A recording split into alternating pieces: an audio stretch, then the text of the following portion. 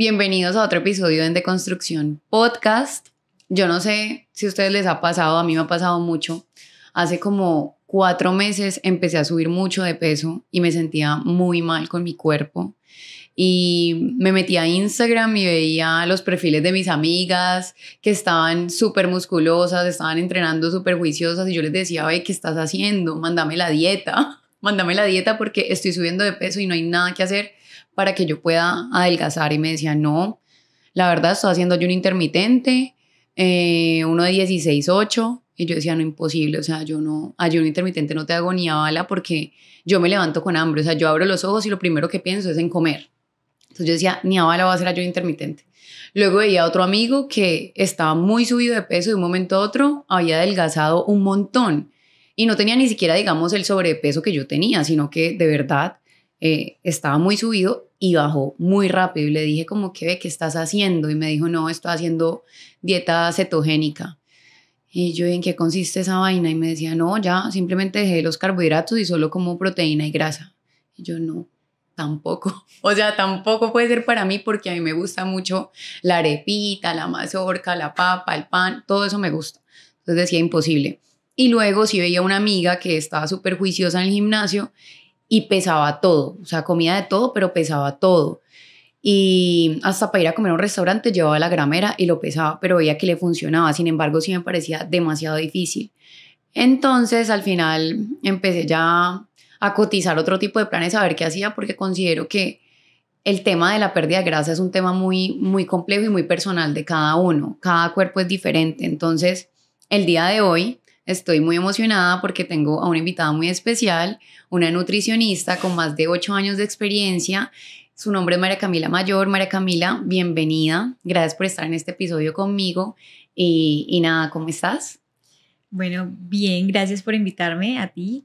Y nada, pues sí, realmente lo que tú hablas es muy cierto, o sea, hay muchísimas preguntas alrededor de eso y hay muchísimos métodos para alcanzar ese fin y también muchísima información, ¿no? Por todo lado, personas que hablan de la una, de la otra, de cuál es mejor, incluso personas que, bueno, dicen cosas un poco extrañas y como son disruptivas, entonces llaman mucho la atención, entonces no muchas veces queda como muy confundido, o sea, como que si uno tiene tanta información a la mano, a veces pues, es muy posible la confusión, entonces sí. Total.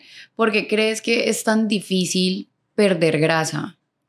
Lo que pasa es que, a ver, la pérdida de grasa es un proceso en el que uno necesita hacer un déficit calórico, sí o sí, o sea, realmente todos esos métodos que hay y todo, si funcionan es porque al final te dejan en déficit calórico. ¿Qué Eso es un déficit calórico? es que tú consumas menos energía que la que gastas.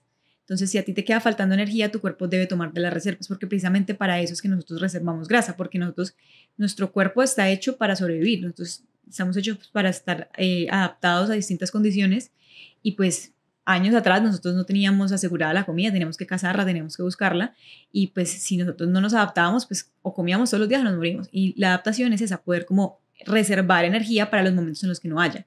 Y esos son los depósitos de grasa, por ejemplo, reservas de energía. Entonces, si tú consumes menos energía que la que tu cuerpo necesita, pues tu cuerpo necesita tomarla de algún lado y pues precisamente para eso estaban las reservas, ¿no? Es como que guardaba ahí en la alacena para cuando no tuviera. Entonces, al final, realmente todo lo que te sirve para perder peso es todo lo que te genere un déficit calórico. Ya está. Ok. Y por ejemplo, entre los planes o entre los mecanismos para perder grasa que acaba de mencionar un amigo que estaba haciendo dieta cetogénica, ¿eso es lo mismo que keto? Ajá. Bueno, dieta cetogénica, ¿en qué consiste? Bueno, la dieta cetogénica consiste en consumir una cantidad muy, muy pequeña de carbohidratos, ¿sí? del valor calórico total. Básicamente, pues, alimentarse a partir de grasa y proteínas.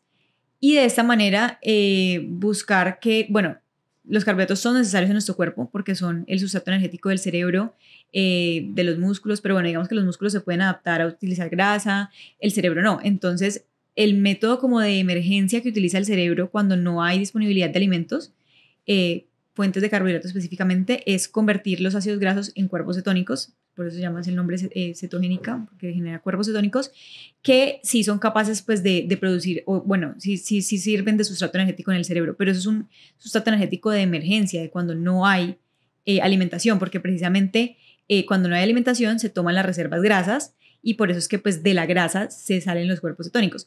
En este caso no es que no haya alimentación, sí hay, pero pues no hay carbohidrato, entonces igual también tienen que transformarse la grasa en cuerpos cetónicos, pero ya no necesariamente va a ser la grasa de las reservas, va a ser la grasa que tú comas también. Entonces, al final, así tú no consumas carbohidratos, si tú no estás en déficit calórico, tampoco vas a perder grasa, porque tampoco va a tomar tu cuerpo de las reservas a producir los cuerpos cetónicos, sino que los puede producir de la grasa que estás comiendo igual.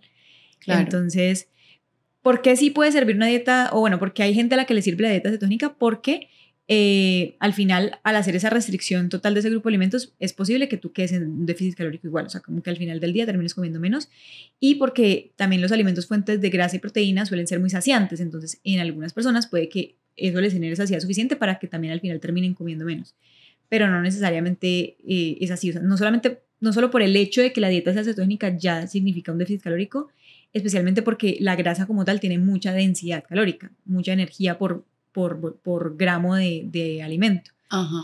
Entonces... es el macronutriente que más tiene calorías por gramo. Claro. Un gramo de grasa tiene 9 kilocalorías, mientras que un gramo de proteína y carbohidratos tiene 4.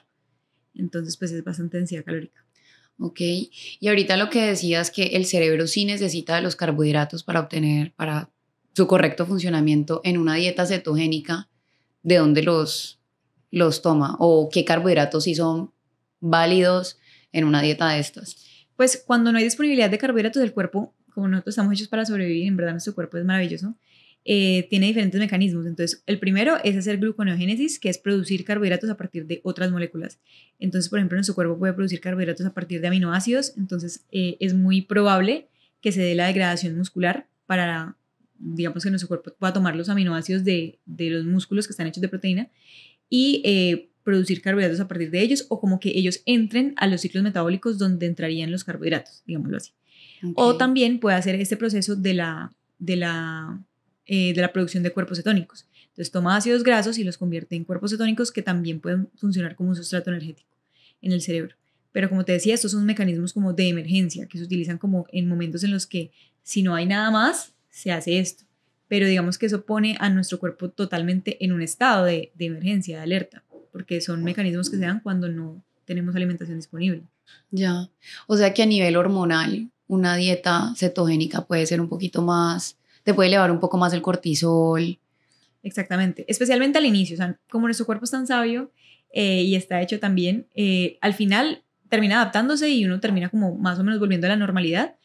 Pero en los procesos de adaptación sí, o sea, es muy fácil que haya irritabilidad, dolores de cabeza, los niveles de energía bajan un montón, realmente pues como el proceso de ese cambio es muy difícil para nuestro cuerpo porque como te digo, lo estás poniendo en un estado de alerta, hormonalmente también obviamente todo se mueve a nivel de tengo que estar en modo ahorro, de tengo que ponerme en un modo en el que no puedo gastar mucha energía, como que te pone digamos que metabólicamente más lento, no es como la manera correcta de decirlo, pero como que tu cuerpo trata de gastar menos energía porque siente que no tiene tampoco suficiente energía. Claro. Entonces el proceso adaptativo es bastante difícil. Ya una vez como que tu cuerpo atraviesa eso y ya como que ya por fin como que está adaptado a ese momento como de emergencia y se mantiene ahí, pues ya relativamente ya no te vas a sentir mal, ¿sí?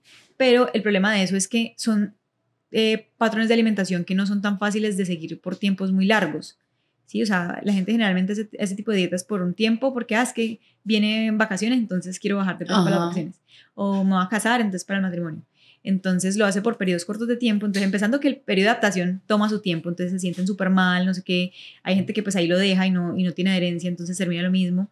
Pero bueno, digamos que lograste atravesar el periodo de adaptación, listo. Empezaste ya por fin tu cuerpo a sentirse normal de esta forma y dejas de hacerlo. Entonces primero si dejas de hacerlo también es posible que tengas un efecto rebote porque vuelves a comer lo mismo y se te corta el déficit calórico que llevabas, tu cuerpo ya se adaptó a no comer carbohidratos, entonces cuando los comes otra vez no es capaz como de producir energía tan fácilmente a partir de ello, entonces es muy fácil que acumules grasa a partir de ellos. O sea, el cuerpo cuando actúa correctamente utiliza los carbohidratos para producir energía, no los almacena como grasa. Yeah. Si tu cuerpo está almacenando los carbohidratos como grasa fácilmente es porque tienes un desorden metabólico, ya sea porque tienes resistencia a la insulina, ya sea porque generaste una serie de adaptaciones que tu cuerpo hizo para sobrevivir y cuando ya se los vuelves a dar, ya como que no sabe qué hacer con ellos, hasta que vuelves a adaptarte a ya poderlos utilizar, pues. Entonces como que estar cambiando nuestro cuerpo como de de mecanismo ahí de supervivencia y de producciones de energía, pues no, tampoco es como lo más sano, ¿no? Ok. Tú, digamos, en tu experiencia, ¿recomendarías la dieta cetogénica en algunos casos? O sea, ¿tú aplicas esa dieta o simplemente no trabajas con ella porque cuáles serían los pros y los contras más determinantes en ella? Yo creo que lo más importante y el éxito para que una persona tenga, bueno, lo más importante para que una persona tenga éxito en sus objetivos nutricionales es que sea capaz de adherirse por completo al manejo que tú le vas a hacer. Entonces, como te decía, la dieta cetogénica es una dieta que no es de muy fácil adherencia, o sea, por la misma persona y por la misma sociedad, o sea, como que en verdad uno está rodeado de todo tipo de alimentos y como que tener que restringirse de es algo que incluso a nivel psicológico pues no es tan sano, ¿no? Pero bueno, para todo hay gente y pues hay gente que de verdad definitivamente dice, no, esto no, ya decidí que por vida voy a comer de esta manera y yo me siento bien así y todo, bueno, listo, pues uno trata como de mantenerle entonces su patrón de alimentación si sabe que esa es la forma en la que realmente se va a poder adherir. Y pues entonces uno le maneja entonces su requerimiento calórico, trata de dentro de los poquiticos carbohidratos permitidos pues haya una buena densidad de alimentos ricos en fibra, que ese es uno de los contras más grandes de la dieta cetogénica, y es que es una dieta supremamente baja en fibra y eso tiene muchos efectos negativos a nivel de salud, tanto porque la fibra es el alimento de la microbiota y si uno tiene una mala microbiota hay muchos problemas, se puede generar pues muchísimos problemas a nivel digestivo, estreñimiento crónico, hemorroides, enfermedades a nivel del colon, pues incluso graves y cáncer, por un bajo consumo de fibra. Pero bueno, digamos que sí, definitivamente hay que manejar una dieta cetogénica, pues trataría pues de o sea, utilizar la mayor, aprovechar al máximo esa poca cantidad de carbohidratos que se puede consumir para consumir alimentos, especialmente como frutas muy densamente nutricionales o ricas en antioxidantes y fibra pues en lo posible a partir de los vegetales pues bajos en carbohidratos. Pero sí, o sea, al final termina siendo, siempre cualquier tipo de alimentación que sea restrictiva termina siendo, haciendo más difícil que la dieta sea completa y equilibrada.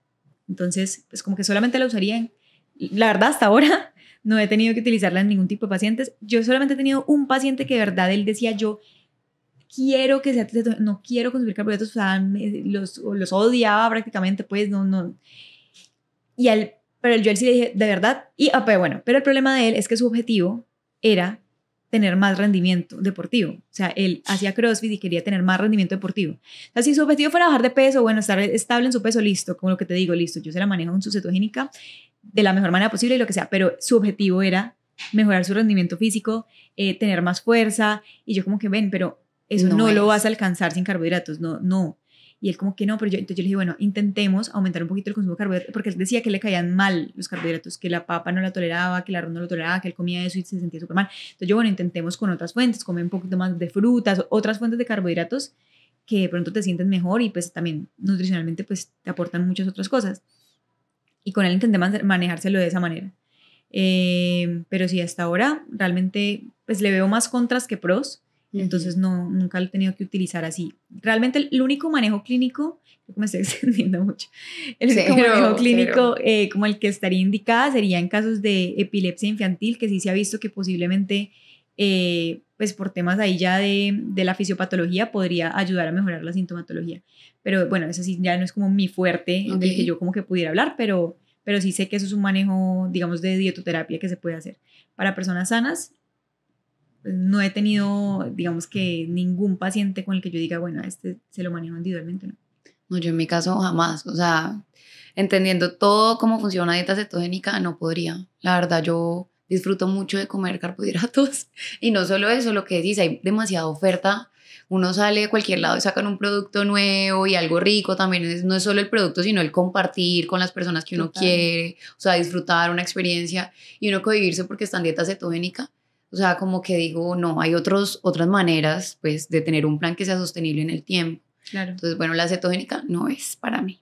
Y creo que para el resto de la población también es muy difícil. Sí, ¿no? Y es que lo que tú dices, la alimentación no solamente es un proceso fisiológico, sino que es un proceso social, cultural. Entonces nosotros estamos inmersos en la sociedad y pues digamos que tener que uno salirse de como que momentos especiales y demás porque uno está haciendo restricciones.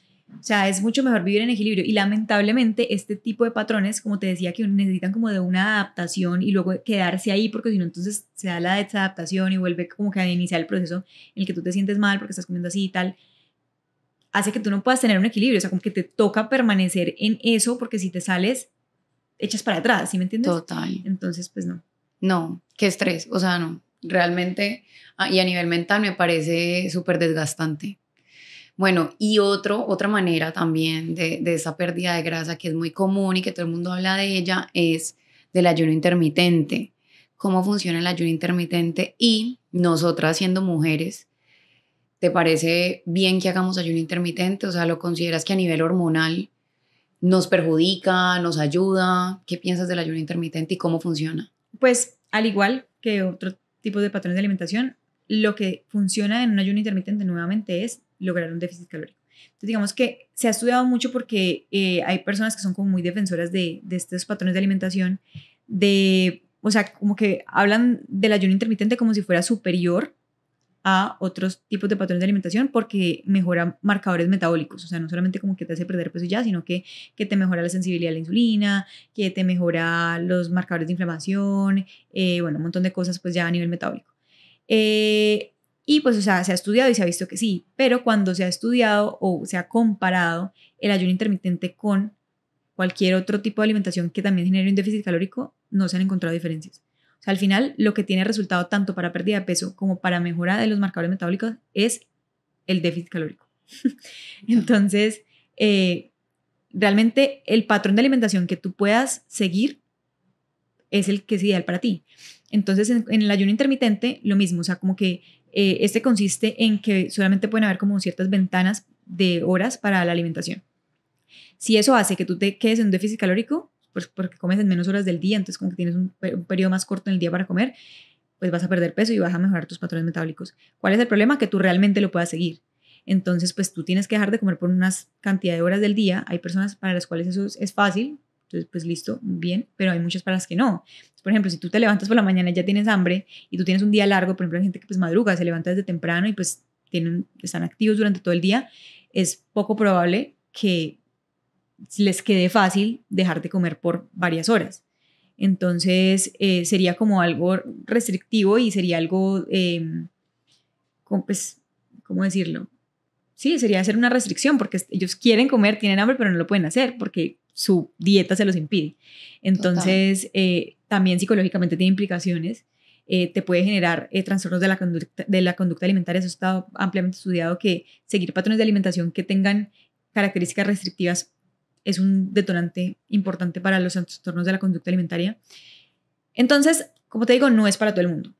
He tenido pacientes, eso sí he tenido por ahí unos 3 que les ha manejado ayuno intermitente, no porque yo piense que sea superior, sino porque en sus patrones de alimentación de base ya casi que lo hacen. Entonces yo tampoco les puedo decir, no, así como tú comes está mal, vamos a cambiarlo y vamos a comer diferente. Si yo puedo, de la manera que ellos comen, lograrles hacer el manejo bien hecho, o sea, que coman la energía que es, los macronutrientes que son, y a ellos les gusta comer así, no lo ven como un problema y de hecho se les favorece más, se les hace más fácil, pues yo también porque se los voy a cambiar, entonces ahí está bien. Pero lo mismo, si tú eres una persona que estás acostumbrada a comer, o sea, como que durante todo el día, y yo cambiártelo a no, solo puedes comer en estas horas, tampoco es correcto. ¿Sí? O sea, es dentro de las comidas que la persona haga o se le quede fácil hacer, acomodar esos requerimientos de macronutrientes y de energía. Eso es el manejo que uno tiene que hacer como nutricionista, no buscar como cambiarle todo, sino como que dentro de lo que la persona adaptarse. Ya hace, exacto, buscar la manera de que los cambios ella los pueda realmente hacer. Listo, entiendo. Y también te iba a preguntar, ¿tú consideras que en procesos de pérdida de grasa sea mejor uno hacer 3 comidas diarias? ¿Ves? Diarias. ¿O te parece mejor 3 comidas y 2 snacks o estar picando para pérdida de grasa? Nuevamente, también depende de la persona, porque al final, si vos quedas en déficit calórico, vos puedes comer una vez o puedes comer 6 veces, que igual te va a servir. Entonces, obviamente, si yo tengo que distribuir, no sé, 1800 calorías en 3 comidas, pues van a ser 3 comidas más grandes que si las tengo que distribuir en 6 comidas, pues obviamente pues tengo que distribuirlas con menor cantidad cada una para que me den las mismas 1800 calorías. Pero al final son 1800 calorías. Entonces, si esas 1800 se dejan en déficit, lo que te digo, tú las puedes distribuir en 3, en 4, en 5, en 6 comidas, en las que sean, que si lo logras cumplir, vas a quedar en ese déficit y te va a servir. Entonces, ¿qué es lo importante? Que lo puedas cumplir. Entonces, hay personas que, o sea, por ahí 80-90% de las personas que vienen acá me dicen que el problema, la dificultad más grande que ellas tienen es en la tarde, como que en la tarde les da hambre, no saben qué comer, ahí es donde me catean, ahí es donde terminan comiendo dulces y bueno, de todo. Sí, un snack fácil, ajá, ultraprocesado. Exacto, y la mayoría de personas, digamos que tienen buenos conceptos de alimentación saludable para desayuno, para almuerzo, para comida, pero los snacks es como que en donde no saben qué comer. Y les da hambre siempre entre las comidas. Entonces, en ese caso, yo, ¿para qué les voy a decir? No, tú solo puedes hacer 3 comidas. Entonces, les da un hambre horrible entre comidas y terminan picando cualquier cosa porque no saben ni siquiera qué se pueden comer. Entonces, yo les digo, pues si a ti te da hambre entre comidas, planifiquemos algo ahí en esa hora que te da hambre, para que tú tengas una claridad de qué podrías comer en esa hora sin, no sé qué hacer, entonces me como cualquier cosa. Entonces, por eso son tan útiles los snacks, porque si están bien planificados, entonces le da una guía a la persona de qué podría comer, que es el momento en el que más confusión hay de qué puede comer. Y pues entonces no va a tener esa hambre que o se la aguanta, que pues tenaz, o pues no se la aguanta y termina comiendo cualquier cosa. O también pasar mucho tiempo sin comer entre 2 comidas puede hacer que en la comida siguiente tú comas de más. Entonces, como que llegas a la cena por la noche con un hambre horrible, llegas a tu casa y tú piensas, no, y me toca cocinar, qué pereza, terminas pidiendo domicilio o pidiendo una pizza, una hamburguesa porque tengo mucha hambre y cuando el cuerpo tiene mucha hambre se le antojan comidas densamente calóricas. Entonces, muchas veces se hace más adherente el hacer como comidas intermedias, precisamente por eso, para no pasar tanto tiempo sin comer, para no pues, tener esos momentos como de hambre que exacerban la ansiedad, por ejemplo. Y pues como para tener una planificación pero tampoco es el caso de todo el mundo. Hay gente que sí definitivamente me dice, a mí se me hace demasiado difícil hacer snacks, o sea, como cuando me han hecho dietas con snacks, no, o sea, se me olvidan, nunca los llevo y no me hacen falta. Entonces, bueno, pues lo organizamos todo en 3 comidas. Al final es literalmente lo que la persona le quede más fácil hacer y pueda ser más adherente y le ayude más a cumplir ese objetivo. Ok. Ve, Cami, lo otro que te quería preguntar que me generaba mucha duda era, vi un video en TikTok de una niña que compartió como un testimonio de que había perdido como 10 kilos en un mes con una dieta antiinflamatoria. ¿Qué es una dieta antiinflamatoria? Y es posible y es sano uno perder tantos kilos, que además no sabes si estás perdiendo kilos de grasa, si estás perdiendo masa muscular, no sabes, pero yo digo que ese tipo de contenido se hace viral, ¿no? Y que claramente es demasiado peligroso para que cualquier persona que desconozca pues este tema lo replique, ¿sí me entiendes? Simplemente porque la niña perdió tantos kilos de grasa. ¿Cómo funciona la dieta antiinflamatoria? Y en estos casos, ¿la grasa que está perdiendo ella realmente, los kilos que está perdiendo ella realmente son de grasa o es masa muscular o tú qué piensas de esto? No, pero lo más seguro es que son 10 kilos en un mes, no sean 10 kilos de grasa. O sea, no es algo fisiológicamente posible. Sí, realmente las pérdidas de peso tan rápidas, o sea, en periodos tan cortos de tiempo, en la gran mayoría, o sea, no me atrevo a decir que el 100% porque pues, o sea, nunca hay verdades absolutas, pero no son saludables, o sea, empezando porque no lo puedes lograr de una forma saludable, te tocaría hacer una restricción calórica y pues en general restricción alimentaria muy grande, ¿sí? Porque, o sea, la pérdida de peso se da porque o sea, tienes menos energía que la que necesitas, lo que te decía, pero entonces tiene que ser una falta de energía demasiado grande para que el peso sea tan amplio lo que se pierda. Y precisamente no se va a perder únicamente grasa porque el cuerpo en estado de alerta va a perder o utilizar aminoácidos para producir carbohidratos cuando no los estamos consumiendo, entonces vas a degradar tu músculo. En gran medida también se da pérdida de agua importante porque restringir carbohidratos te hace perder agua porque los carbohidratos se guardan como glucógeno junto con agua dentro del músculo, entonces tú has de consumir carbohidratos, tú pierdes agua también. Entonces, sí, no es saludable ni es realista pensar en perder tanto peso en tan corto tiempo. Lo más seguro es que eso genere efectos rebote o que genere procesos adaptativos que luego hagan más difícil la pérdida de peso. Porque una de las cosas más graves, mucha gente es como que no, yo voy a hacer una dieta súper restrictiva solo este mes, porque es que me caso y ya después vuelvo a comer en equilibrio. Y uno es como que, bueno, ok, o sea, como que no les importa el efecto rebote porque pues ya se casaron, entonces ya puedo volver a subirme de peso. Pues. El problema... Ya aseguraron. Ajá, el problema es que el cuerpo se adapta y eso sí ya no es tan fácil como volverlo a recuperar. Y esa adaptación es lo que te decía de que nuestro cuerpo entra como en un modo de ahorro porque siente que no está recibiendo la suficiente energía, entonces eso hace que, digamos que nuestros procesos metabólicos de sostenimiento nos adaptemos a utilizar menos energía para mantenerlos. Entonces, si por ejemplo mi requerimiento energético de mantenimiento son 2000 calorías, si yo hago una dieta súper restrictiva de 1200 calorías, mi cuerpo, ¿qué va a hacer? No, o sea, yo no estoy recibiendo energía, yo tengo que empezar a gastar menos. Entonces resulta que mi energía de mantenimiento ya no van a ser 2000 calorías, ya se van a volver, no sé, 1700. Entonces el día de mañana yo ya no quedo en déficit con 1700, yo tengo que hacer 1500 para quedar en déficit. Entonces, si me hago entender, ¿sabes? Sí, Si mi sí, mantenimiento eran 2000, yo en 1700 quedaba en déficit. Ahora ya no, ya Tu ahora mi tasa mantenimiento metabólica. bajó a 1700, entonces ahora es cada vez más difícil generar un déficit calórico y se vuelve un momento, llega un momento en el que ya no se estanca, o sea, y eso es lo que pasa mucho, mucho, y uno ve muchísimo en todo ese tema de las culturas de la dieta, esas personas que han hecho dietas y dietas y dietas, y llega un momento en que antes les servía, entonces como que, sí, yo sé que yo me pongo juiciosa, porque si le dicen juiciosa, me pongo juiciosa 2 semanas y yo bajo, y luego de la nada, no, mira, yo antes me ponía juiciosa un mes y bajaba y ya no, ya no, y estoy estancada.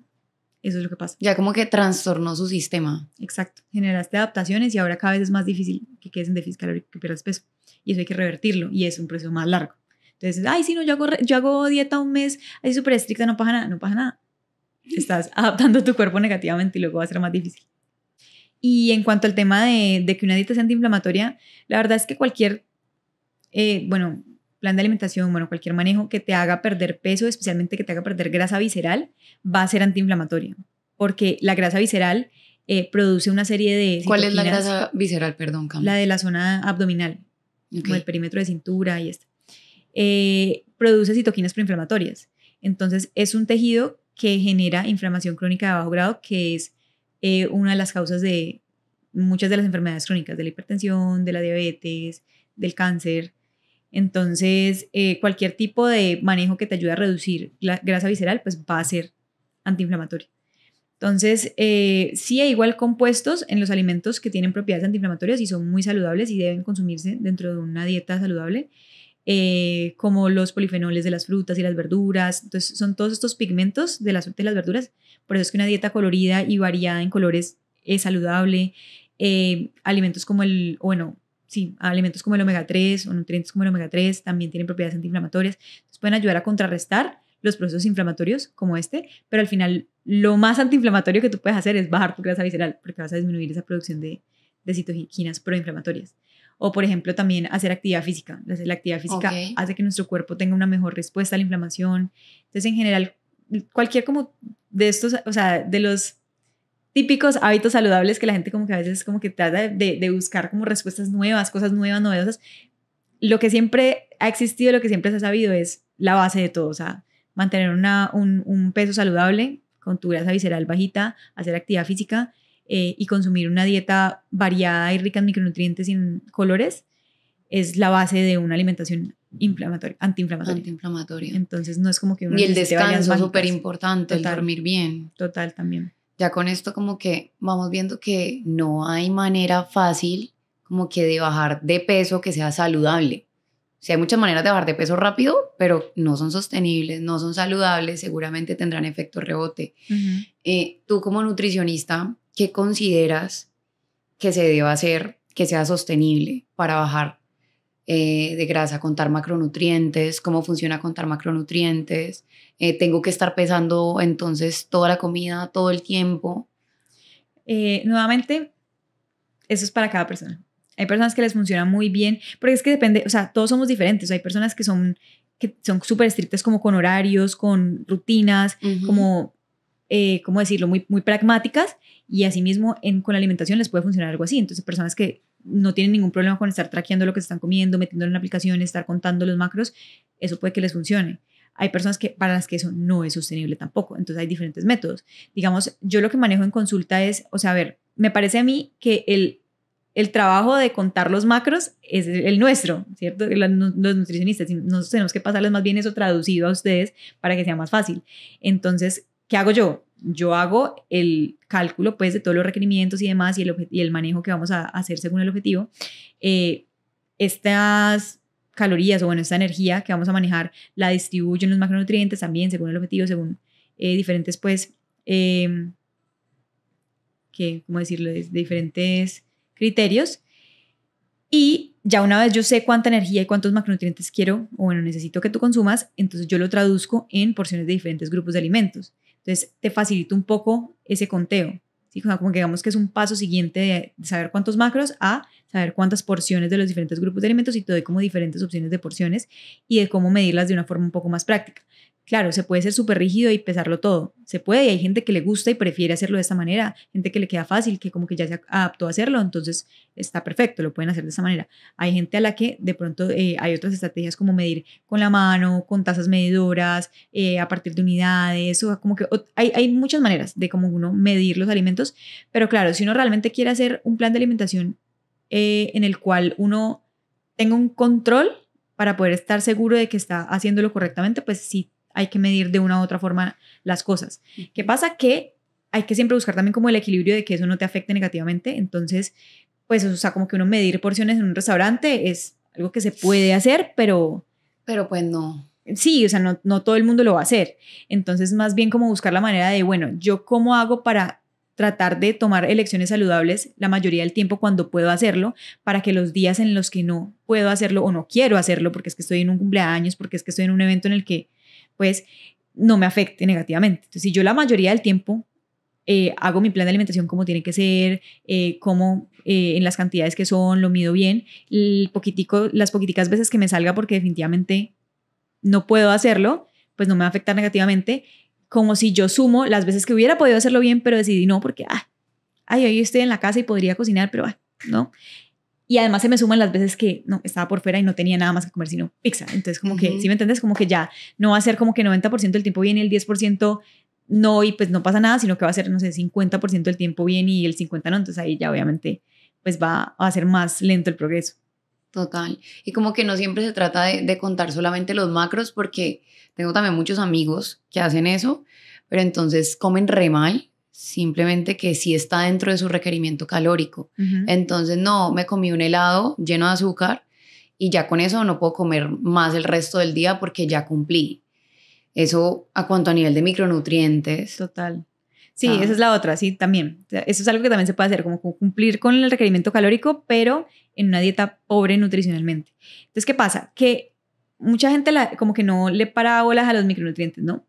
Porque nos aportan energía, entonces solamente piensa en los macros. Pero los micronutrientes son necesarios para metabolizar esos macronutrientes, para que la energía se utilice correctamente, para que tu cuerpo funcione correctamente en general, para que tus tejidos se reparen bien. Entonces puedes cubrir con el requerimiento, sí, bueno, de pronto tu peso no va a cambiar tanto, bueno, pero internamente pues vas a tener problemas. Entonces, por ejemplo, deportistas que no comen la suficiente cantidad de micronutrientes porque sus macros se los comen a partir de azúcar. Entonces, sus procesos de recuperación no van a ser los mejores, pueden tener lesiones, dolores, demás, y así mismo pues con las personas en general también, dolores articulares, problemas, especialmente como en la calidad de sus tejidos. Entonces, ahí es importante que los alimentos que tú comas para cubrir con tus macros sean también altos en micros, porque esos micros son necesarios para que esos macros los puedas aprovechar bien y tu cuerpo como que pueda, en general, temas como de recuperación, recuperarse bien.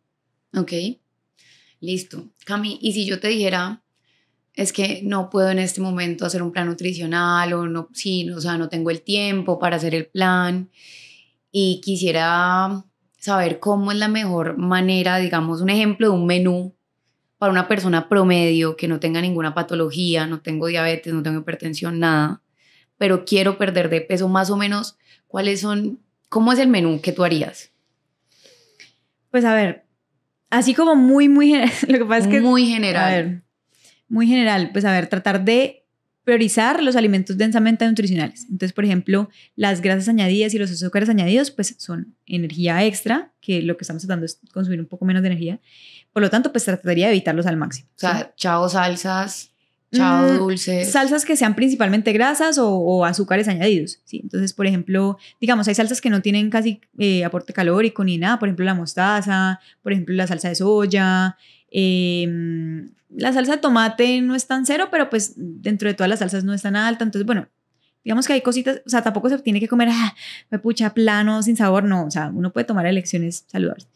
Yo había escuchado, Cami, qué pena, que las salsas blancas eran malísimas. Porque son más altas en grasa en general, ¿sí? Entonces, por ejemplo, la mayonesa, pues su base es grasa. Y pues la mayoría de salsas blancas como que su base es como la mayonesa, ¿no? Salsa de ajo, todo es como la mayonesa. Las bechamel, o bueno, las que están también como a base de crema de leche, pues entonces son más grasa. Y como recordemos, la grasa es el macronutriente con mayor densidad calórica, entonces pues es fácil como excederse en energía a partir de ellas. Ajá. Entonces pues, si yo quiero cortar el aporte calórico sin sufrir mucho, primero recortaría alimentos añadidos que me suben mucha energía, poco volumen y poca densidad nutricional, micronutrientes. Entonces, todo lo que sean grasas añadidas y azúcares añadidos.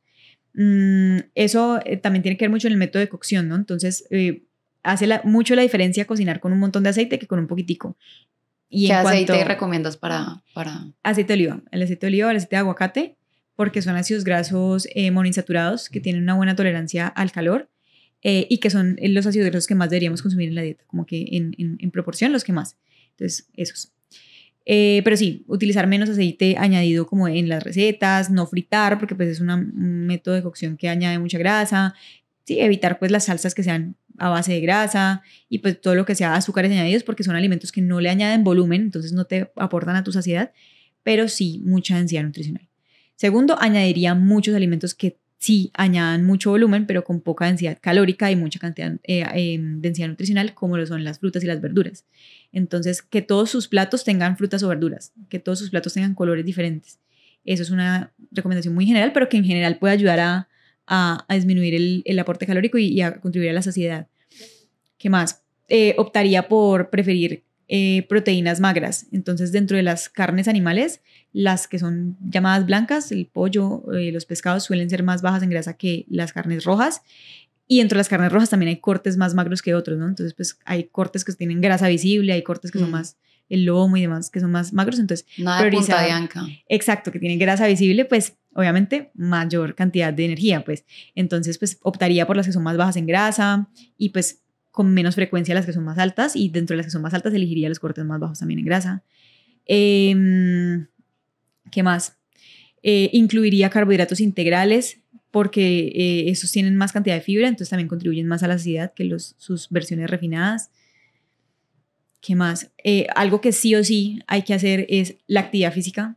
La actividad física sí o sí, porque, o sea, a pesar de que uno sí puede estar en déficit calórico sin hacer actividad física, o sea, solamente disminuyendo la ingesta, es mucho más fácil que se terminen generando esas adaptaciones negativas que queremos evitar cuando es solamente de esta manera, a que cuando ese déficit se genera por tanto disminución en el consumo como aumento en el gasto que se hace a partir de la actividad física, que tú te muevas más, que gastes más energía.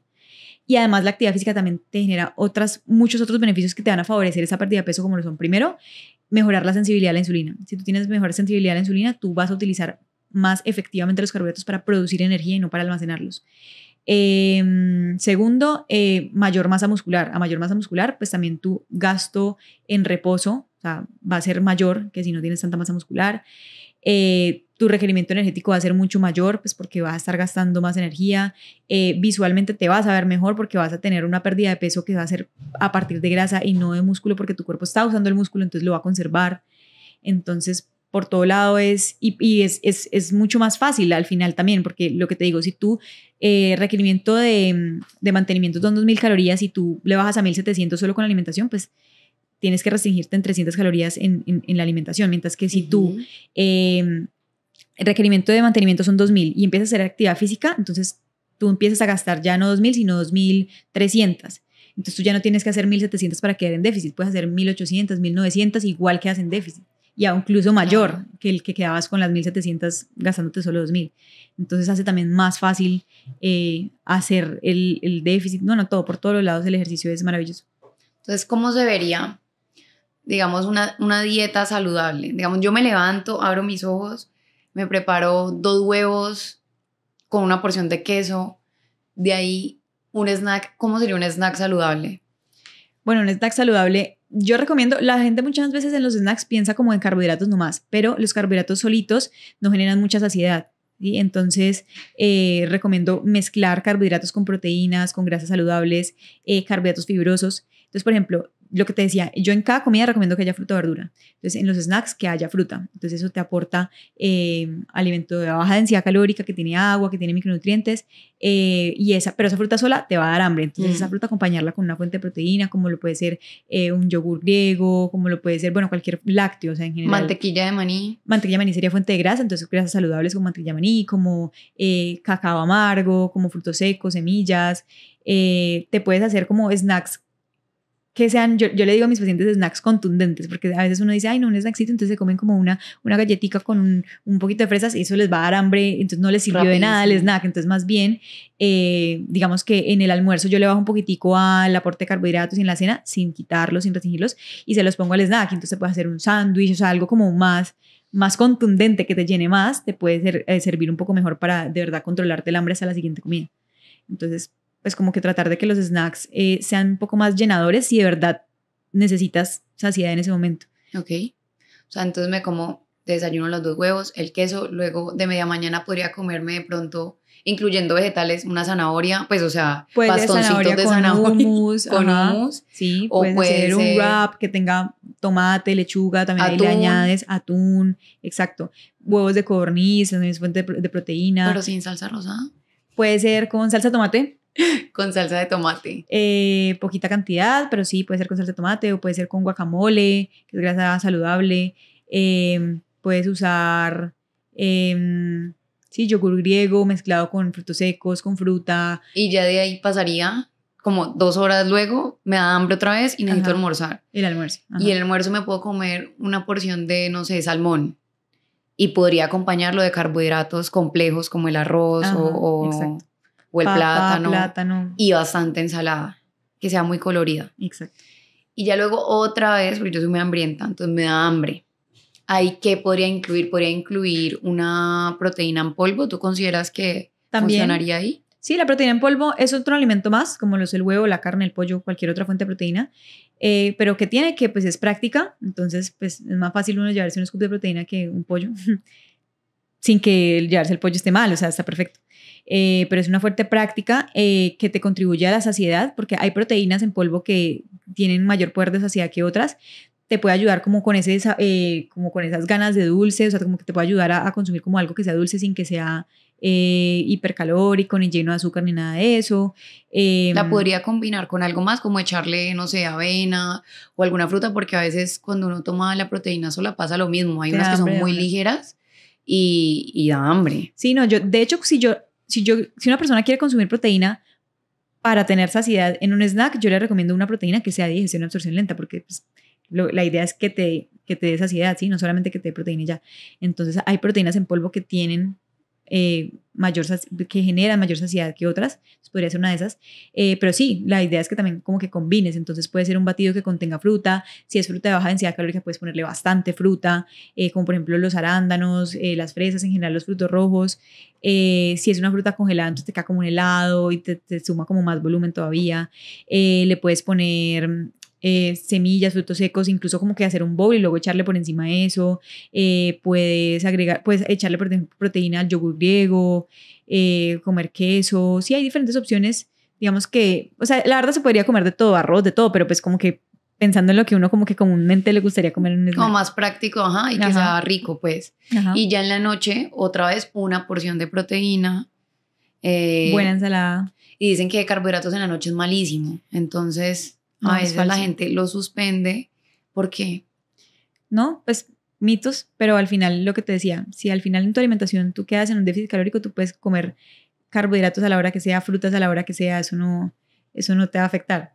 Sí, no, o sea, eso es más, el tema de hacer restricciones puede hacer más cosas negativas por tu salud mental y terminar haciéndote hacer como comportamientos compensatorios que terminen dañando el proceso. Entonces, al final es mejor como equilibrar todo. Listo.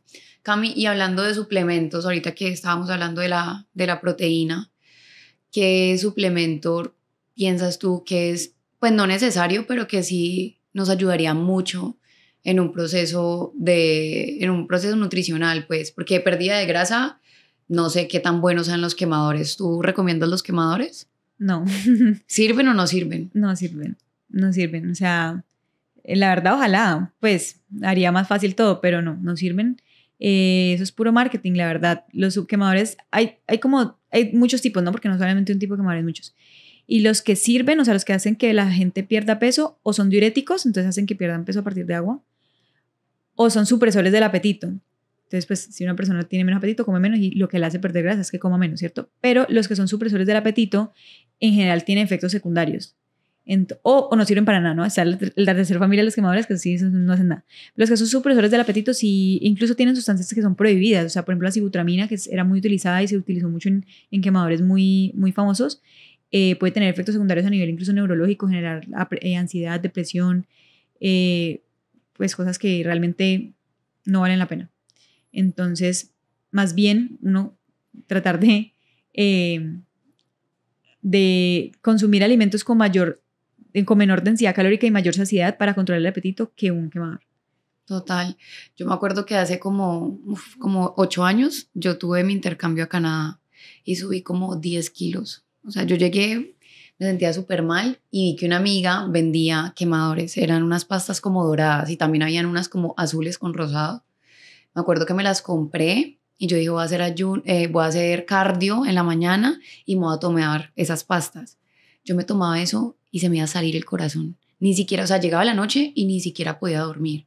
Tenía el corazón todo el tiempo a 1000, tenía ansiedad, tenía la boca seca todo el tiempo. Entonces, de verdad que ese tipo de suplementos, no, ese tipo de pastas son completamente peligrosas y yo no entiendo cómo hoy en día la gente sigue creyendo en eso. Incluso ni siquiera tienen como aprobaciones de la FDA o no tienen sellos de nada, ni siquiera registro INVIMA. O sea, no tienen nada. De verdad que no deberíamos ser tan inconscientes con ese tipo de productos. Sí, total. O sea, muchos productos tienen una cantidad alta de cafeína, que la cafeína está bien, pero consumida conscientemente y no todo el mundo tolera bien la cafeína. Y también generan deshidratación. Son productos que, como te decía, son diuréticos o aumentan como la sudoración porque son termogénicos, entonces hacen que la temperatura interna aumente y sudes más. Entonces la gente piensa que está quemando más energía por sudar más y no. Y esa deshidratación que eso produce puede generar todo ese tema de arritmias y desbalances horribles que además sumado con la cafeína. O sea, qué peligro, qué peligro. ¿Y la creatina? Bueno, la creatina es un suplemento, bueno, ningún suplemento como tal hace que pierdas grasa, ¿no? Pero hay suplementos que te pueden ayudar a entrenar mejor. Si tú entrenas mejor, pues puedes generar un mayor déficit calórico porque estás gastando más energía en tu entrenamiento, si tienes entrenamientos de alta calidad. Entonces, por ejemplo, la creatina es un suplemento de ellos. La creatina te da como mayor capacidad de trabajo a alta intensidad, entonces mejora temas como fuerza, potencia, velocidad. Entonces, si tú entrenas más fuerte, pues vas a obtener mejores resultados, empezando por la ganancia de masa muscular si lo quieres, o en general, pues esos resultados que tú buscas. La verdad es un suplemento que sirve para rendimiento para cualquier tipo de deporte, incluso si es un deporte que no es directamente de fuerza y potencia, hay muchísimas manifestaciones de la fuerza, hasta la velocidad. Entonces, es un suplemento muy bueno. Y ahora último también se está estudiando mucho sobre sus beneficios para otras cosas, aparte de solamente el rendimiento deportivo. Entonces, incluso se ha visto que mejora el rendimiento cognitivo porque es que la fosfocreatina es un sustrato que se utiliza no solamente en los músculos, en el cerebro también. Entonces, rendimiento cognitivo. Incluso se ha visto que bajos consumos de creatina se relacionan con ansiedad y depresión. Entonces, mejorar el consumo de creatina podría también prevenir ese tipo de cosas. Cami, ¿cualquier tipo de persona podría tomar creatina? Sí, incluso, bueno, hay un tema ahí hay un mito de que la creatina daña los riñones y esto es completamente falso. Que sí se debe tener cuidado cuando ya hay una condición renal. O sea, cuando ya hay una condición renal, no solo con la creatina, sino con una serie de cosas, incluida la misma proteína, y no solo la proteína en polvo, o sea, los alimentos fuentes de proteína, hay que cuidar su consumo porque dependiendo del tipo del daño del riñón, pues digamos que como no está filtrando bien, puede que no tolere como altas cantidades de diferentes moléculas y terminen estas como terminando de dañar esos filtros que ya están como deteriorados. Entonces, pues como que si ya hay una condición renal, hay que mirar a ver cuál es y si definitivamente no se puede consumir o sí, pero en general las personas sanas todas pueden consumir creatina, todas, o sea, incluso yo soy un poco cuidadosa con el tema de niños porque hace falta como siempre mucha investigación y yo hasta que algo como que no se haya investigado, pues como que soy muy, esperemos a ver. Pero incluso ya hay buena evidencia de que hasta los niños pueden consumir creatina. ¿Qué pasa? preguntarnos si realmente la necesitan o no, ¿no? Entonces, en muchos casos, pues no, pero incluso se ha visto que podría ser seguro en niños, en una dosis para ellos. ¿Cómo es una buena creatina? O sea, ¿cómo debemos elegirla? Creatina monohidrato es como la forma en la cual está esta creatina como en la molécula, es creatina monohidrato, es la que tiene mayor concentración de creatina como tal en su molécula, porque hay otras, pero tienen concentraciones más bajas, y es la que más se ha estudiado durante los años, y eso es lo bonito que tiene la creatina, que ha sido estudiada durante muchísimos años, personas que la han consumido sin parar por tiempos muy largos, sin efectos secundarios. Entonces eso es como una vaina demasiado valiosa, porque no es algo nuevo que uno dice, ay, ve, tiene potencial, qué chévere, pero no se sabe a largo plazo qué pase. O sea, con la creatina ya sabemos que a largo plazo no pasa nada. Entonces, pero la que se ha estudiado es la creatina monohidrato. Las otras no, o sea, no tienen tanto respaldo y son más costosas y tienen menos concentración de creatina. Entonces, la creatina monohidrato. 1. 2, pues buscar como que sea pura, ¿no? Como que sea en el suplemento que estás consumiendo, que sea solo creatina. Hay un problema aquí en Colombia y es que el registro INVIMA para suplementos es súper complicado, o sea, se demora muchos años, mientras que para alimentos salen meses. Entonces, hay muchas empresas pues, que quieren producir creatina, pero no pueden sacar solo creatina porque tendrían que registrarla como suplemento. Entonces, pues, lo ideal es que sea solo creatina, pero puede que hayan suplementos que sean creatina acompañada con una cantidad chiquitica de carbohidratos, porque es la única manera que la pueden registrar como un alimento, ¿sí? Porque el proceso para registrarla como suplemento es súper largo. Entonces, pues, al final, pues, un poquito de carbohidrato no te va a hacer daño, entonces como que, bueno, listo, uno tenerlo en cuenta, como que yo en esta creatina estoy consumiendo X cantidad de carbohidrato y bueno, ok, tenerlo en cuenta. Es como, bueno, eso, si se va a consumir una creatina, pues que no sea pura. Pero sí tratar de buscar como de pronto marcas que sean confiables, que tengan algún tipo de sello de certificación o que sí, como que tú puedas confiar en que no tienen nada prohibido y eso es lo que, o sea, esa es la razón por la que yo recomiendo más suplementos que sean único ingrediente, porque entre más ingredientes tengan, más posibilidad hay como de que haya contaminación. Entonces es por eso. Y mira que he escuchado que, por ejemplo, para comprobar que es una buena creatina, como que se sirve y va directamente al fondo. Ajá. Como que si flota, no sé, no es de la mejor calidad, ¿eso es verdad? Sí, la creatina monohidrato es un polvo que no es soluble. Entonces es mentira que tú lo vas a diluir y te va a quedar el agua. No, o sea, siempre queda abajo. Como arena, o sea, se va a caer al fondo del vaso. Entonces esa es una manera de saber que sí es creatina. Hay unas que como que uno las va a revolver y parecen como si fueran como leche clean. O sea, como que generan como unos grumos pegajosos. Eso, quién sabe qué sea. O sea, la creatina parece arena, literal, se va al fondo. Ok. ¿Y cómo es mejor tomar la creatina? ¿Después de entrenar o antes de entrenar? Lo más importante es consumirla todos los días. O sea, la dosis que es todos los días. Pero se ha visto que si se consume después de entrenar puede tener 2 beneficios. El primero, que puede contribuir a la recuperación porque la creatina podría favorecer la resíntesis de glucógeno y de proteína muscular. Y segundo, también la captación muscular de la creatina puede ser mejor porque se ha visto que esa está medida por insulina. Entonces, si tú te la comes pues se la tomas después de entrenar en un momento en el que hay mucho flujo sanguíneo hacia los músculos y además acompañado con esa comida post-entreno que debería tener carbohidrato y proteína, que ambas estimulan la secreción de insulina, esto podría favorecer la captación de creatina a nivel muscular. Entonces, si puedes que tu toma diaria sea después de entrenar junto con la comida post-entreno, mejor. Pero al final, la verdad, lo más importante es que te la tomes todos los días. Entonces, si tú te acuerdas por la noche, no importa, tómatela por la noche. Si te acuerdas es antes de entrenar porque es preferible la rutina. Tomársela sí o sí. Exacto. Si te acordás en ayunas, pues en ayunas fue. Exacto. Cami, y en cuanto a la L-carnitina, la glutamina, un montón de suplementos, ¿qué piensas? O sea, tengo en el mercado en cuenta de todo, pero realmente de ahí lo que realmente funcione, muy poco. Y lo que realmente funcione para X y Y objetivo, ¿no? Porque también hay gente que toma cosas para cosas que no son o en dosis que no son y tampoco le van a servir. Entonces, mira que en deporte es muy chévere porque hay un panel de expertos que se llama el Instituto Australiano del Deporte, que ellos literalmente tienen un sistema de clasificación de los suplementos deportivos en el cual ellos hacen revisiones año a año de la evidencia que hay, incluso muchos de ellos son investigadores por sí mismos y clasifican los suplementos según ese respaldo de evidencia que tienen. Entonces están la categoría A, la B, la C y la D. La categoría A es la categoría que ya definitivamente se ha estudiado un montón y sí tiene efectividad y sí son seguros. los suplementos, y ahí hay un grupo muy corto. O sea, están los suplementos que en realidad son alimentos para deportistas. Entonces, por ejemplo, una proteína en polvo es un alimento, solo que está hecha en forma práctica para ser consumida en momentos específicos. Entonces, todos los que están como alimentos para deportistas están ahí. Que los carbohidratos líquidos, bebidas hidratantes, geles, todo esto, están ahí. También están ahí los suplementos que son para corregir deficiencias nutricionales. Entonces, el hierro, el calcio, la vitamina D, en fin, como vitaminas o minerales que tú estés consumiendo poquito en tu dieta y tengas que mejorar su consumo, o que estés en deficiencia y la tengas que corregir, ahí están. Y luego están los suplementos para el rendimiento, que los que están en categoría A son 6 nomás. Son la creatina, la cafeína, la betalanina, los nitratos, el bicarbonato y el glicerol. Solo esos 6. Ya después está la categoría B, que es una categoría que se llama bajo consideración, en la que hay suplementos que tienen como una evidencia interesante o como emergente. Entonces están ahí como que para que puedan seguir, como que deben seguir siendo estudiados para ver si entran en la categoría A. Pero esta categoría es un poco amplia. Entonces ahí están desde los suplementos que como que apenas se ha encontrado cosas interesantes, hasta suplementos que en verdad ya tienen muchísima evidencia, pero les falta un pelito para el moño.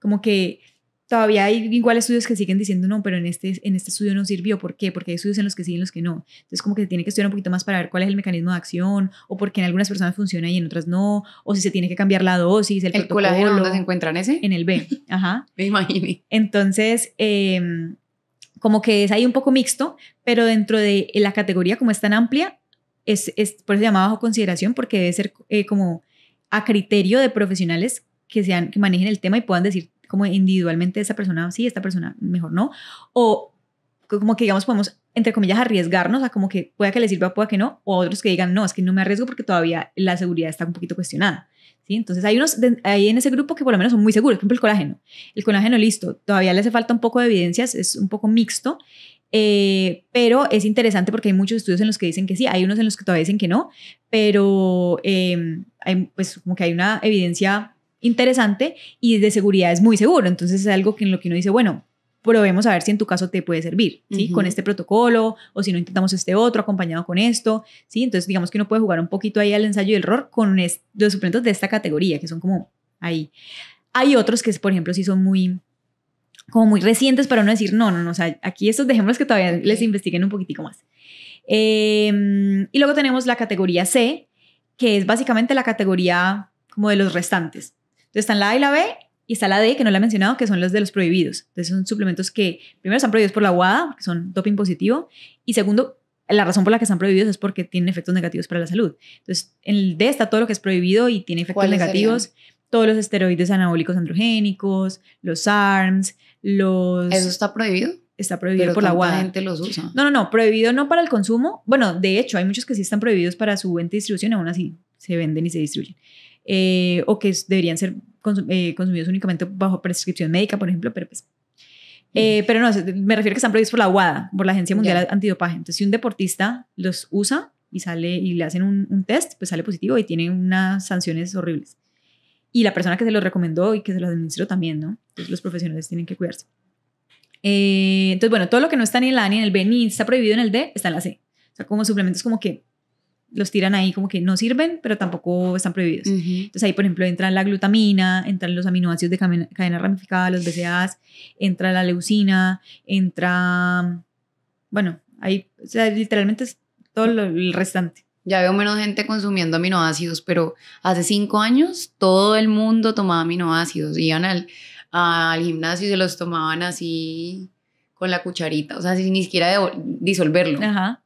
Ve, Cami, ¿qué opinas también del clenbuterol? ¿Ese estaría en los prohibidos, en el grupo D? Me acuerdo que también un amigo una vez me dijo, no, para bajar de peso te tomas media pasta de clenbuterol y entrenas y ya con eso tenés. Yo me vi tentada, pero al final yo decía... no me voy a poner en riesgo, o sea, nunca fui capaz de tomar nada de eso y mucha gente en los gimnasios promueve el consumo de clenbuterol. ¿Qué implicaciones tiene en la salud el clenbuterol? ¿Qué es el clenbuterol y por qué es tan efectivo para la pérdida de grasa? Lo que pasa es que el clenbuterol tiene propiedades anabólicas y todo lo que tenga propiedades anabólicas, digamos que favorece la ganancia de masa muscular y la recomposición corporal. Entonces ahí también están los esteroides. El clenbuterol no es un esteroide anabólico, pero también tiene propiedades anabólicas. ¿Y qué pasa? ¿Cuál es el riesgo de eso? Para como una forma muy sencilla de entenderlo. Así como nuestros músculos, el bíceps, el cuádriceps tienen receptores para esos esteroides, el corazón es un músculo también y también tiene receptores para esos esteroides. Y así como se genera hipertrofia del bíceps y del cuádriceps, se genera hipertrofia del músculo cardíaco.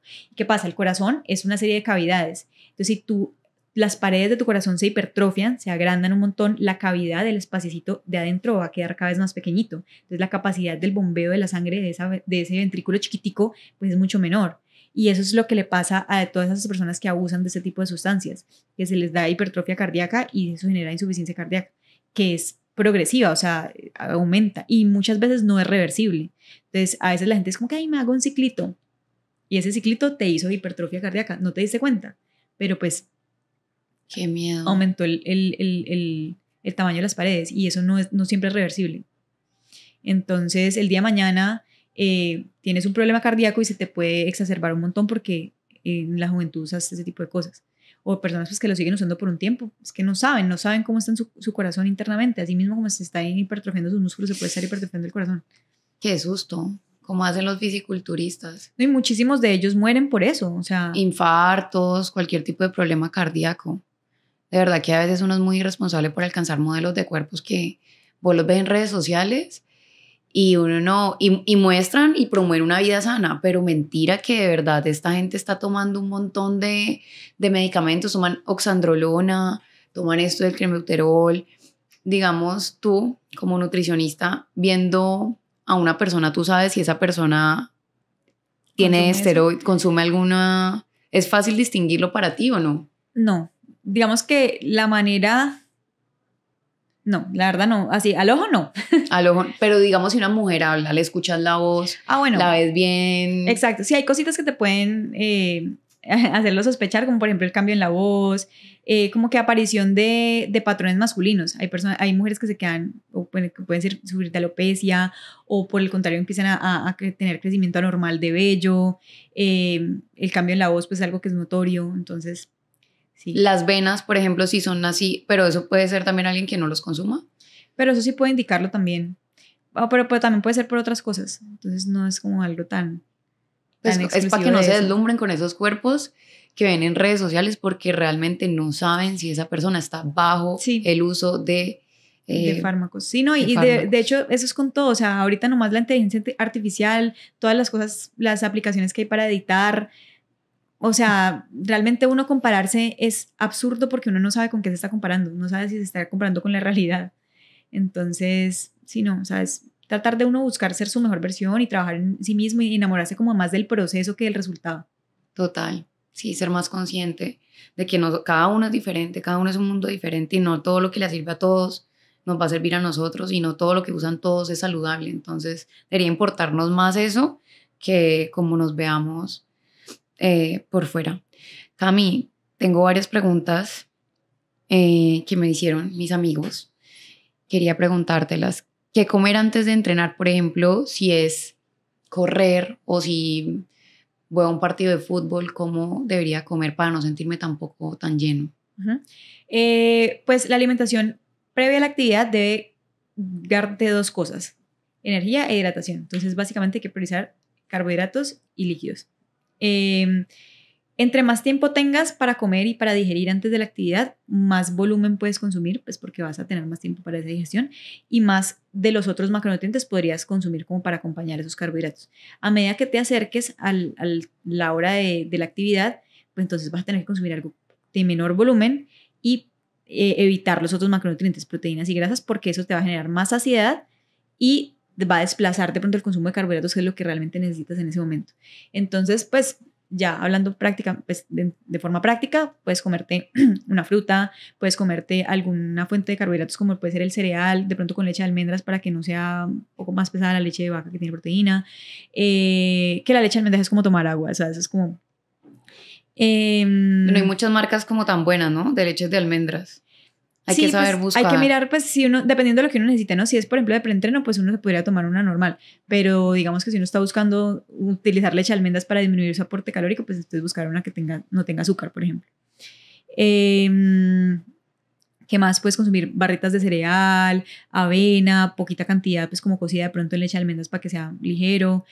Tal vez una tostada de pan, y puede ser incluso pan blanco normal, porque en ese momento, pues digamos que no necesitas la saciedad extra que te da la fibra, antes necesitas que no te dé saciedad.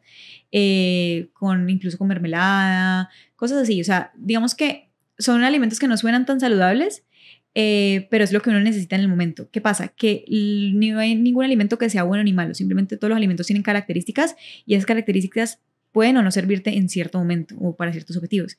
Entonces, pues claro, si tú te comes algo que te aporta poco volumen, poca saciedad y mucha energía, eso en un proceso de pérdida de grasa y o pronto en un snack en lo que tú necesitas es controlar el hambre, pues no va a ser útil. Pero si tú lo vas a comer antes de entrenar, porque antes necesitas no quedar muy lleno, entonces en ese momento sí puede ser útil. Entonces es como que utilizarlo según los contextos. Ok. Otra pregunta súper importante que me pareció, si somos mujeres, ¿está bien entrenar en ayunas a nivel hormonal? El entrenamiento en ayunas también es otro mito que sea superior a entrenar habiendo comido. Al final lo que importa es que tú quedes en déficit calórico. Digamos que hay mucho mito ahí de que sea superior entrenar en ayunas para la pérdida de grasa y todo eso, pero no, realmente no es superior. Y sí puede generar mayor estrés fisiológico que entrenar alimentados, y más en mujeres. Entonces se ha visto que sí es posible que se eleve más el cortisol en esos casos, que el estrés fisiológico aumente y que eso perjudique la recuperación y al final a largo plazo tampoco sea lo ideal para la pérdida de grasa. Entonces, pues o sea, lo mismo, la respuesta siempre es si una persona se le facilita, es como que la forma en la que puede entrenar porque es que no es capaz de entrenar habiendo comido, bueno, pues por lo menos que ese entrenamiento no sea de alta intensidad, porque eso sí, está súper contraindicado hacer entrenamientos de alta intensidad o de larga duración en ayunas, eso sí, a no ser que se inicie en ayunas, pero se consuma durante. Entonces, por ejemplo, que se consuman carbohidratos exógenos, que geles, que bebidas hidratantes, bueno, como por lo menos si no se comió nada antes y es una actividad intensa y larga, pues que se coma durante, pero nada antes ni durante para una actividad intensa y larga, sino eso está contraindicado para el rendimiento, para la salud. Ok. ¿Qué opinas de las bebidas cero azúcar? Pueden ser útiles en un proceso de pérdida de grasa, pues porque no aportan calorías y digamos que el cambio de una bebida con azúcar a una bebida sin azúcar, pues sí o sí te va a significar un menor aporte calórico. ¿Qué hay que tener en cuenta con ello? A ver, con los edulcorantes en general, o sea, las bebidas que están hechas con edulcorantes y todo lo que tenga edulcorantes, como ellos no tienen energía, entonces sí pueden, digamos que hacer parte de un proceso de déficit calórico, sí, pero ellos se relacionan con la ganancia de peso, no por sí mismos, ellos no van a hacer que ganes de peso porque no tienen energía, pero pueden hacer que las comidas sean más palatables y que termines alimentándote más, por un lado, ¿cierto? Entonces, todo este tema de postres saludables y no sé qué, pues al final no son 0 calorías y puede tú pensar, al pensar que no estás consumiendo azúcar, consumir más y terminan afectando la pérdida de peso. Ya en alimentos que son 0 calorías y azúcar, tener en cuenta que los edulcorantes, al ser alimentos de sabor dulce, pueden favorecer a que, digamos que tengamos como una afinidad hacia el sabor dulce. Entonces, en general, más que llamarlo adicción, nuestros paladares se van volviendo afines a lo que les damos. Si nosotros tendemos a comer mucho dulce, asimismo nuestro paladar va a buscar el dulce, vamos a antojarnos más fácil de dulce. Entonces, si nosotros seguimos consumiendo una alta cantidad de dulce, así ya sea sin calorías, igual vamos a seguir teniendo como esa afinidad hacia y pues se nos va a antojar un montón, pues cosas de sabor dulce y pues no siempre se nos va a antojar las cosas 0 calorías, pues se nos pueden antojar otras cosas. Entonces es como más por el tema hábitos que pueden no favorecer a la pérdida de peso que por sí mismos. Entonces si uno los utiliza responsablemente, entonces como que listo, yo voy a tomarme una gaseosa, ya lo decidí, me la voy a tomar. Me la puedo tomar full azúcar o me la puedo tomar con edulcorante, pues si yo estoy en proceso de pérdida de grasa, pues lo que más me podría ayudar sería tomármela con edulcorante. Pero que yo pueda decidir hacerlo, no como que yo siempre que como tengo que pasármelo con gaseosa, porque, o sea, no soy capaz de tomar agua. Entonces el día que no tenga gaseosa 0, pues me va a tomar la gaseosa normal, porque es que no soy capaz de tomar agua. Entonces ahí es cuando el uso de edulcorantes no me favorece el cambio de hábitos y yo termino entonces tomando decisiones no tan saludables por eso. Mientras que si yo lo hago conscientemente es como que no, o sea, yo puedo perfectamente tomar mis bebidas con agua, estoy acostumbrada, lo quiero hacer, pero no sé, hoy salí a comer hamburguesa, entonces pues no quería tomármela con agua, entonces pues me tomo mi gaseosa 0, pero pues consciente. Ok. ¿Y hay algún edulcorante que no sea tan bueno? O sea, como que tengamos que cuidarnos y revisemos en la lista de ingredientes, por ejemplo, un edulcorante, no sé, aspartame, creo que es uno, sucralosa, todos esos son seguros, afectan la microbiota. ¿Cuál no sería que digan, no, ese no es muy bueno? La verdad, todos tienen estudios de respaldo de seguridad y efectividad y los tienen para incluso cantidades mucho más altas de los que uno consumiría, ni estando re loco, pues, o sea, no alcanzas a que sea nocivo porque de verdad no. O sea, lo que pasa con los edulcorantes es que ellos tienen un poder de, ¿cómo es que se llama? Eso tiene un término. Pero bueno, como la capacidad de endulzar es mucho mayor a la del azúcar. Entonces, por ejemplo, la sucralosa endulza 600 veces más que el azúcar. El aspartame y la sulfame-K creo que son como 200, 300 veces más. La stevia también como 400. O sea, endulzan muchísimo más. Entonces, por ejemplo, tú en un sobre de Splenda tienes 1 gramo de producto, pero de ese gramo, o sea, miligramos son sucralosa y el resto es como maltodextrina que le ponen como para que ocupe un volumen, porque si no, o sea, ni se vería. Entonces, la cantidad de edulcorante que uno consume en un producto es súper chiquitica. O sea, tendría uno que consumir cantidades demasiado altas para que pudiera llegar a considerar que pudiera tener un efecto negativo. Entonces, realmente, de por seguridad, todos son seguros. Que sí hay estudios, aunque la verdad tampoco es una evidencia como tan clara, pero bueno, digamos que uno podría tener un poquito de precaución por ese lado, el tema de que puedan afectar la microbiota. Pero la verdad es que si tú también haces otras cosas que favorezcan la salud de la microbiota, también tendrías que consumir cantidades demasiado exageradas para que eso pudiera ser negativo. Entonces, como que digamos, listo, esto podría afectar negativamente a mi microbiota, pero yo como buenas cantidades de fibra, tomo buen líquido, hago actividad física, consumo probióticos o alimentos que contengan probióticos, pues digamos que al final digamos que lo que pueda perjudicar ese consumo de edulcorante, pues tampoco sería tan significativo si tú haces las cosas bien y si no te excedes, pues muchísimo, que pues es difícil, ¿no? Ok. ¿Y qué opinas de estar desintoxicando el cuerpo cada cierto periodo de tiempo? No sé si has visto que ahora hay como unos sobrecitos, como vienen como un stick, y eso es para desintoxicar. Es como si te estuvieras tomando, pues no un purgante, pero ¿qué opinas de estar desintoxicando el cuerpo? ¿Es necesario? ¿Cómo lo ves? Pues hay que tener cuidado con qué productos, ¿no? Porque hay mucha gente que piensa que ir al baño es desintoxicarse, ¿no? Entonces pueden ser como laxantes y cosas así como que te hacen ir al baño y me estoy desintoxicando y no, o sea, pero, o sea, realmente productos que desintoxiquen, no, o sea, el que te desintoxica es el hígado y los riñones. Sí puedes ayudar al hígado a hacer su trabajo consumiendo compuestos que ayuden a esos procesos, ¿no? Entonces, todos esos compuestos fenólicos de las frutas y las verduras, lo que te decía que les dan los colores, esos pigmentos, podrían ayudar al hígado a hacer tu trabajo. Pues no es como que nada externo te desintoxique, pero sí te podrían ayudar como no en los procesos naturales. Sí, no. O sea, si tú comes bien, tienes un consumo adecuado de frutas y verduras, que hay que priorizar mucho las frutas y verduras. La gente le tiene miedo a las frutas y es lo más absurdo del mundo. O sea, la cantidad de carbohidratos que tiene una fruta es baja, o sea, son pocas las frutas que tienen una cantidad considerable. Es más agua y fibra y micronutrientes y es muchos más los beneficios que tiene que esa energía de esos poquitos carbohidratos que te aportan, aparte que ni siquiera son malos, sino que pues, se incluyen dentro de la alimentación saludable. O sea, no les tengan miedo a las frutas y las verduras, o sea, son demasiados los beneficios que tienen. Entonces, si quieren desintoxicarse, estar saludables, ayudar a su hígado, más bien consuman frutas y verduras de diferentes colores. ¿Y qué opinas de los adaptógenos, por último? Que veo que también en tu Instagram tú hablas de adaptógenos y compartes bastante información. ¿Qué opinas de ellos? Bueno, pues el adaptógeno, bueno, uno de los adaptógenos que más evidencia tiene es la ashwagandha. La verdad no me atrevo mucho a hablar de el resto porque, como te decía, yo hasta que no, pues como que haya mucho respaldo, digamos que yo lo dejo ahí, como que esperemos a que, como que se estudie un poco más para ya decir, porque tampoco voy a decir, no sirven porque no lo sé, o sea, hay que, yo con ese tema sí, digamos que estoy un poco como expectante, pero dentro de los adaptógenos, uno que tiene una evidencia ya muy, muy buena de respaldo es la ashwagandha, es del que yo hablo y del que yo recomiendo, pues por eso. Y este tiene la capacidad de ayudar a atenuar la respuesta fisiológica al estrés. Entonces, pues ocurre una situación estresante, ¿cierto? Que nos genera miedo, angustia, lo que sea, y nuestro cuerpo responde como poniéndose en estado de alerta.